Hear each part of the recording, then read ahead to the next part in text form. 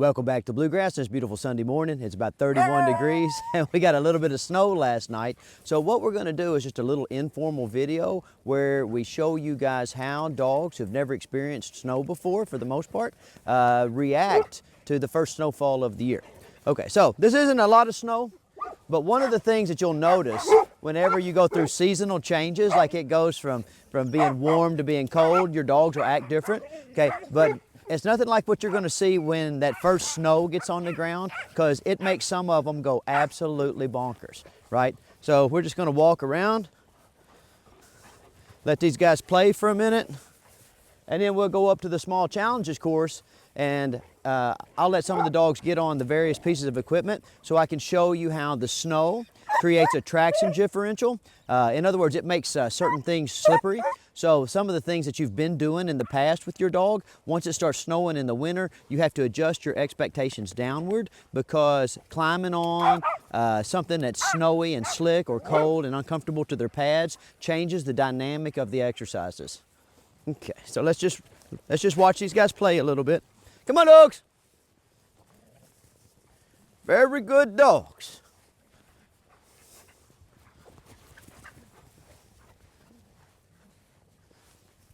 As a dog trainer, one of the things I love the most about cold weather is it allows me to compress my training into kind of shorter intervals. Like in the summertime, it's so hot, we have to come out here and train a little bit and rest a little bit and train a little bit and rest a little. Hey, but in the winter times when the dogs come out, they get moving and they try to stay moving the whole time we're out.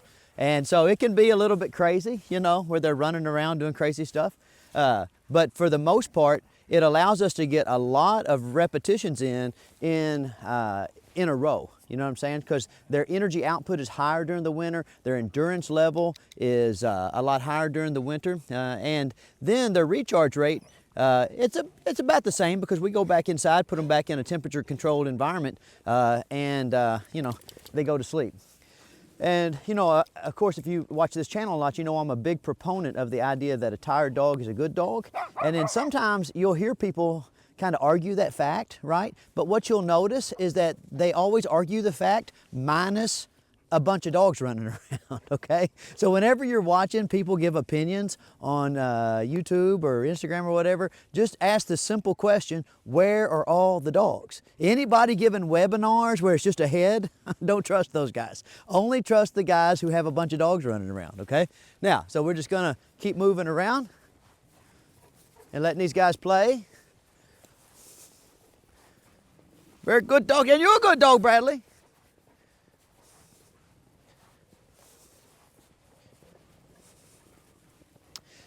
Now, of course, different types of dogs will handle the cold better or worse than other kinds of dogs. Different types of dogs will handle the snow better. Like some dogs that are really good in like super cold weather aren't really that good in wet snow weather. And some dogs that don't have much coat are good in the cold weather as long as they are moving, you know.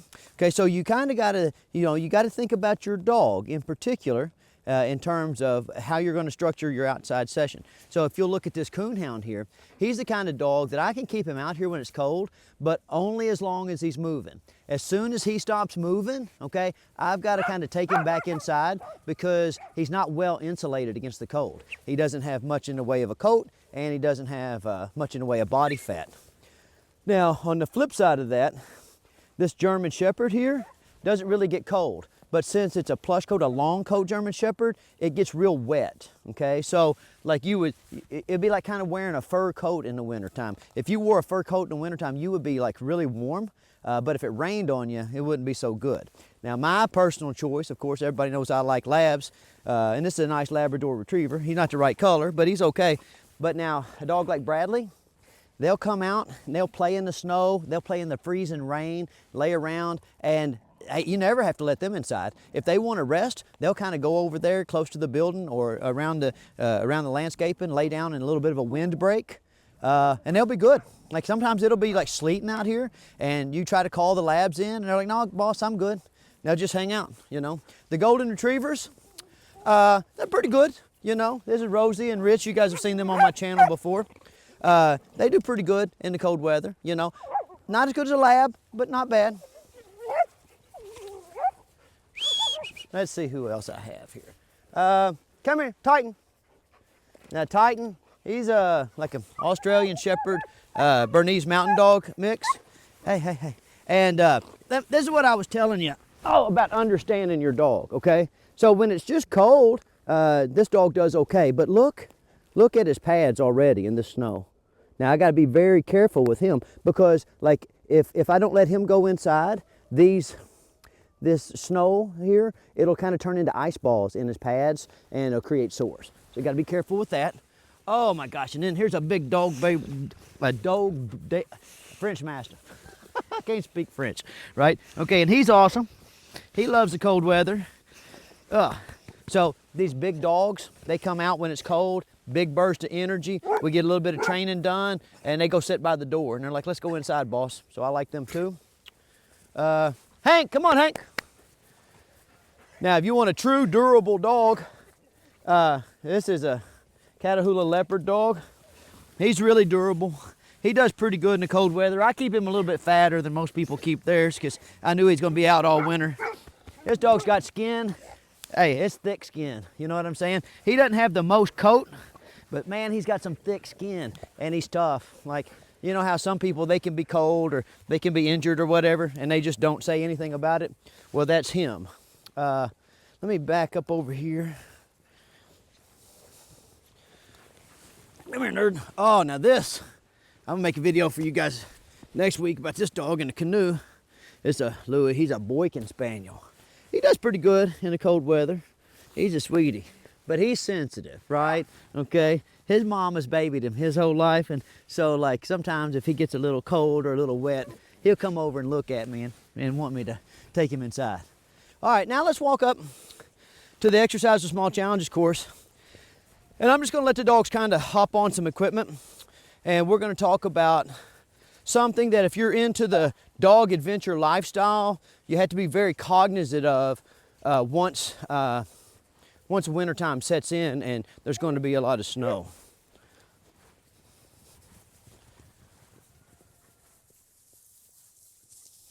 Notice how the dogs have not stopped moving. Okay, that's the great thing about exercising dogs in the cold weather. They get out, get moving. You can get all your exercise for the morning done, and go on about your day.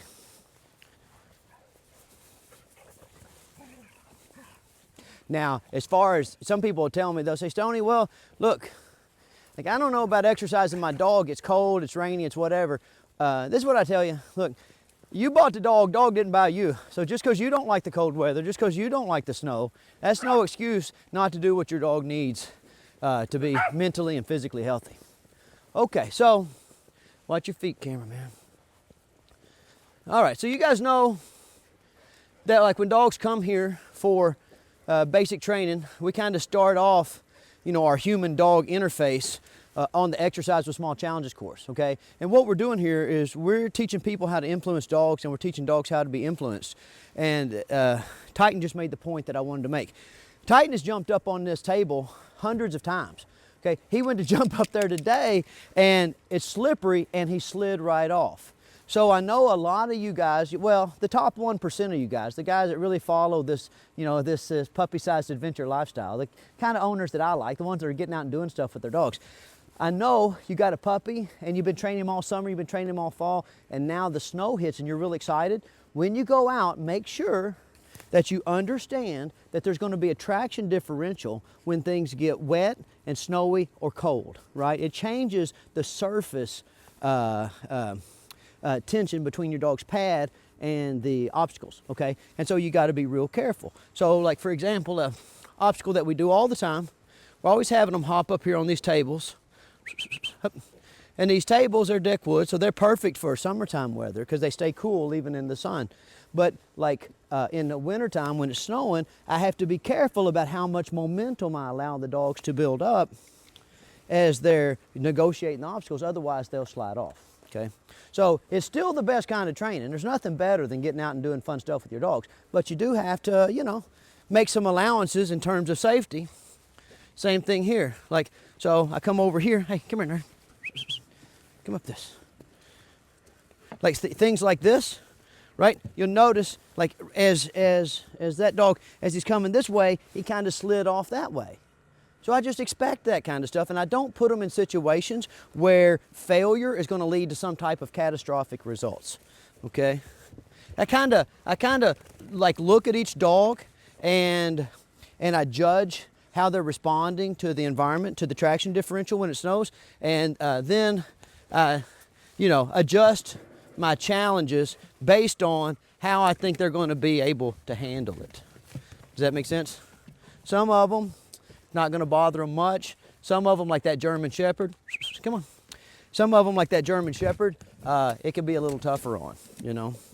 Now, for those of you who go to like playgrounds to, you know, to work your dogs, understand that plastic, especially when it's cold and snowy, super slippery. So that slide that you've been playing on all summer, where the dog kind of goes to slide down it and he slides a little bit and slides a little bit. Hey, wintertime, snow on it, woo! You know, he's gonna fly off the end. So he'll go a lot faster, you know? Very nice. If you've got some cool, you know, brush piles, like my world famous brush pile challenge, and you're used to putting your dogs on those kinds of things, understand that things that, hey Bradley, that's what I'm talking about. So I was going to make the point that the brush pile is not going to have as much traction as it had. Okay, then I was going to make the point that the plastic kayak is even more slippery. Okay, and Bradley kind of went the wrong way, but let me show you here. Okay, so here we have kind of some natural woody materials and rocks and some tires, and this makes a great rubble pile, right? So if you're looking to make a rubble pile, making one like this is pretty good. And even when it's snowing, like, since there's a lot of divots and a lot of lines and stuff in this, there's great places for the dogs to dig into it with their toes and get traction, okay? Come on, Bradley. You can do it. Come on, come on. Up, up. But, come on, nerds. But, like, once we move over here onto this kayak, it's just smooth plastic. Okay, and the combination of it being plastic and being smooth means that it's going to be a lot harder for the dog to be able to control their foot placement, right? So in other words, they're going to put their foot the same place they have always put it, except when they, you know, push their weight down, their foot's going to slide. And since they got 4 feet, their feet are often going to slide 4 different directions. So you have to be very careful when you're trying to influence them and you're doing things that require kind of precision. Because in dog training, what are we always looking for, right? Wait there for a second. We're always looking for this magical combination of speed and precision. But look at the factors that are arrayed against it against us when it snows. It's cold, so the dog's going to be expending more energy when they first come out. So per unit of time spent outside, the energy output's going to be higher. So they're going to be going faster, right? And even though we've worked on a lot of precision up to the point to where it snowed, like, the dog thinks it can go at a certain pace and maintain a certain level of precision, but since there's a traction differential, the dog loses the precision. Okay, so don't get aggravated with them. Like, you know, so if you go out and you're working with your dog and it's cold and slippery, you know, don't get aggravated because they don't want to put their bottom on the ground. Don't be aggravated with them because they don't want to lay down in the snow. Don't be aggravated with them because they're having a little bit of a hard time negotiating obstacles that you think you mastered back in the summer or the fall. Because once the environment changes, the dog's perception of the environment changes, okay? And it makes a big difference. All right, well, everybody else is kind of just over there playing. So I guess we'll wrap this video up. Just wanted to kind of give you guys a little bit of a look at what dogs do when they experience their first snowfall, and to give you a few pointers on how to adjust your training expectations in relation to your dogs. All right, so see you guys next week.